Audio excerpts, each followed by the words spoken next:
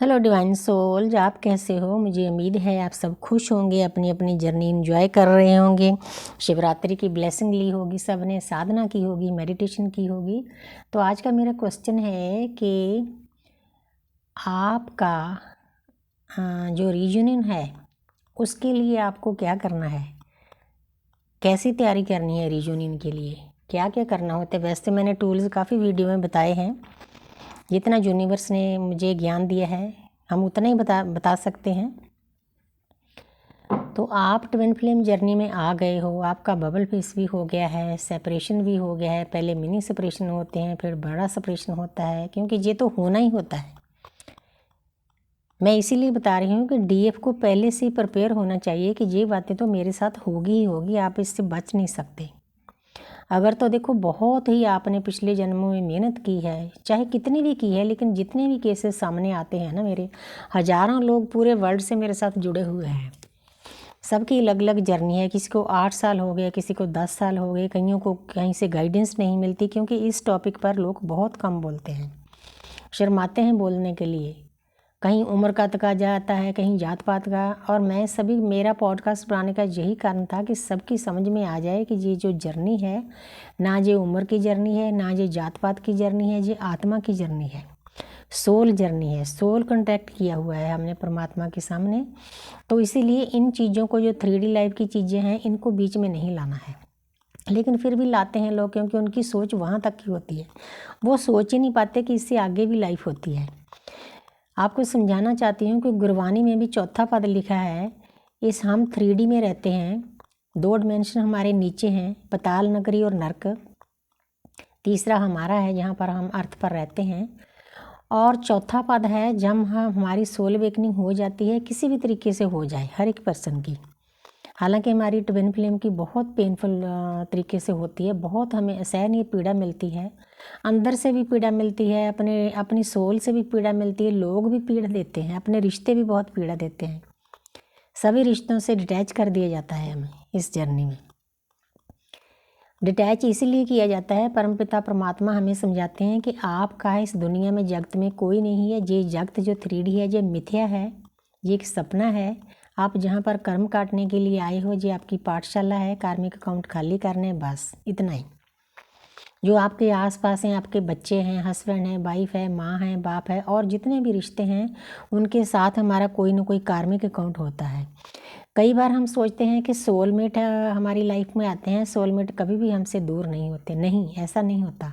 Soulmate के साथ भी जो बचा खुचा होता है ना कोई कार्मिक अकाउंट, वो भी हमें खाली करना होता है। मैं कर रही हूँ। मेरे जो अपने रिश्ते इतने नज़दीकी थे, मैं कभी सोच नहीं सकती थी कि ये मुझसे दूर हो जाएंगे। यूनिवर्स ने उनसे भी ब्लॉक करवा दिया। तो समझ में आता है ना कि डिटैचमेंट की हमारी जर्नी है। जब हम 3D से डिटैच नहीं होंगे तो हम 4th में कैसे पहुँचेंगे? तो इसीलिए यूनिवर्स के अपने अपने तरीके हैं, कोई ना कोई बहाना बन जाता है उनसे दूर होने का। आपने घबराना नहीं, जब टाइम आ जाएगा यूनिवर्स के पास सब तरीके हैं उनको भी समझाने के लिए। जैसे वो आपके डीएम को, इतना बिगड़ा हुआ इंसान होता है, उसको समझा सकते हैं, तो बाकी लोगों को समझाना उनके लिए क्या मुश्किल है। हाँ, समझेंगे वो अपने टाइम पर। कुछ ना कुछ उनकी लाइफ में ऐसा होगा, कोई ना कोई सोल अवेकनिंग उनके आसपास ऐसी होगी, इसी जर्नी के द्वारा होगी, तब उनको ये बातें समझ में आएगी। आपके समझाने से वो नहीं समझेंगे।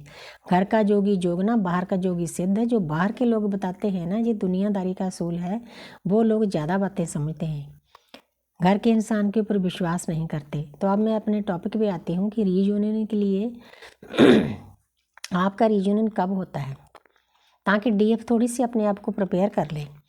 देखो, जब आपका बबल फेस चला जाता है, छोटे छोटे जो सेपरेशन के पीरियड चले जाते हैं, एक बड़ा सेपरेशन होता है, तो उसमें मतलब कई साल लग जाते हैं इस चीज़ में। मुझे 5 साल लगे इस चीज़ से निकलने के लिए। मेरा अपना एक्सपीरियंस है। कोई जल्दी भी हो सकते हैं, कईयों को लेट भी होते हैं, हर एक की जर्नी अलग है।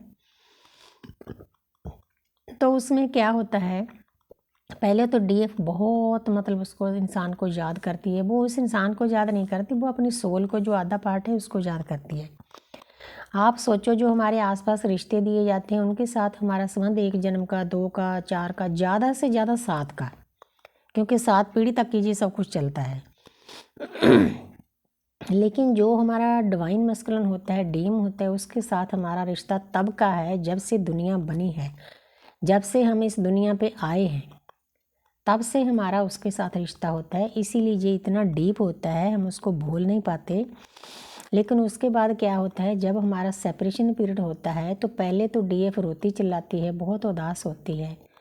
फिर यूनिवर्स के अपने तरीके हैं, यूनिवर्स एक तरीके से ना जैसे जैसे वो अपना होमवर्क करती है, इनर वर्क करती है, अपना मेडिटेशन करती है, चक्रा बैलेंस करती है, अच्छी अच्छी ऑडियो वीडियो बुक्स को रीड करती है, सुनती है, ग्रंथों को खंगोलती है, तो फिर उसके अंदर ज्ञान इतना पैदा हो जाता है, वो अंदर से मतलब उसमें शक्ति इतनी भर जाती है उसकी आत्मा में, तो वो अपने डीएम से भी उसको मतलब दूर रहना अच्छा लगता है।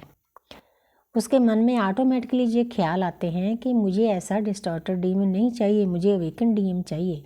तो बीच में जब 2-3 साल चले जाते हैं तब वो सरेंडर कर देती है यूनिवर्स को कि यूनिवर्स ये आप ही का दिया हुआ पर्सन है, आप ही इसको संभालो, मुझे ऐसा पर्सन नहीं चाहिए, मुझे अवेकन डीएम चाहिए, क्लेम करती है वो। कहीं ना कहीं से आपको गाइडेंस मिल जाती है। उसके बाद फिर होता है डिवाइन का काम।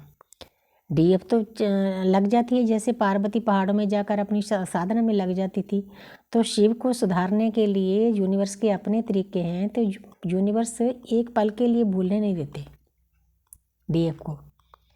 फिर आस्ते आस्ते उसके पास कार्मिक ला दिए जाते हैं। कई बार उसकी वाइफ कार्मिक होती है, हस्बैंड कार्मिक होता है, कई बार डीएम को नए नए रिश्तों में जाने का शौक़ होता है, कोई वो ज़रूरी थोड़ी है, और है मेरे पास बहुत सारे option. As a option use करता है वो इंसान, यही सबसे बड़ा पाप है, यूनिवर्स को ये बर्दाश्त नहीं होता। यूनिवर्स उस पर्सन को समझाती है कि तुझे इतनी प्यारी, इतनी डिवाइन, इतनी लविंग, नर्चिंग, केयरिंग डिवाइन फेमिनिन दी थी, तो आपने उसको भी भगा दिया, छोड़कर भाग आए, तो अब भुगतो। फिर उनके पास उनके कार्मिक लाए जाते हैं, वो भी ज़रूरी होते हैं। जितनी देर डीएम डीएफ अपने कार्मिक अकाउंट नहीं ख़त्म करते उतनी देर इनकी सोल मर्जिंग नहीं होती। तो फिर उनके जो कार्मिक होते हैं ना, वो डीएम को अच्छे से झटके देते हैं, ट्रिगर करते हैं। जो दर्द डीएम ने डीएफ को दिया होता है वो दर्द डीएम को मिलता है, तब इंसान को आँखें खुलती है, तब उसको पता चलता है कि मैंने कितनी बड़ी गलती की है। उसके बाद फिर डीएफ बिल्कुल डिटैच हो जाती है, उसको उसमें कोई फ़र्क नहीं पड़ता कि डीएम का फ़ोन आया ना आया, बात हुई ना हुई, चाहे उसके पास से गुजर गया, उसको ये पल भी बहुत अच्छा लगता है। तो फिर डीएम तड़फता है, रोता है, तो फिर आप दोनों का रीयूनियन होता है।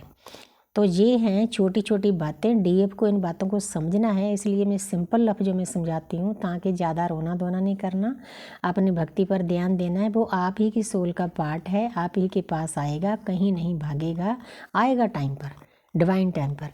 Thank you universe, thank you angels.